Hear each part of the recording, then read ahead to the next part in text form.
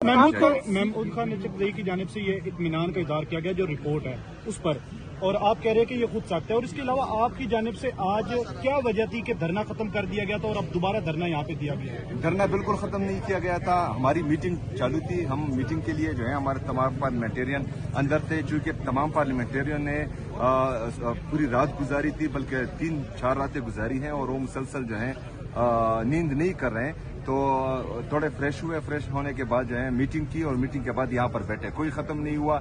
दूसरी बात यह है कि महमूद चकजई साहब ने इस तरह का कोई बयान मेरे ख्याल में नहीं दिया हुआ कि इत्मीनान का इजहार किया है। जो आसिम यूसुफ साहब की वीडियो है वो आप लोगों ने देखी है।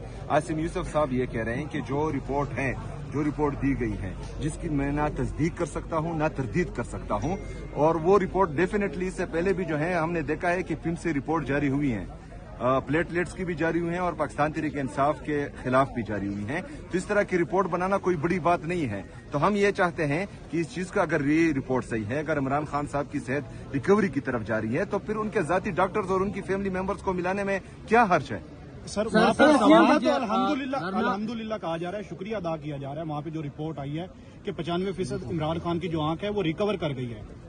देखें जी, रिकवर ये कह रहे हैं और हमने अल्हम्दुलिल्लाह जो है हर वक्त हमें कहना चाहिए, शुक्र भी करना चाहिए, अल्हम्दुलिल्लाह भी करना चाहिए, माशाल्लाह भी बोलना चाहिए, अस्तगफिरुल्लाह भी बोलना चाहिए, क्योंकि जो इनके रवैये हैं तो उस पर जो है इस्तगफार ही बोलना चाहिए, जो नाजायज हुकूमत है और इनके लाने वाले हैं।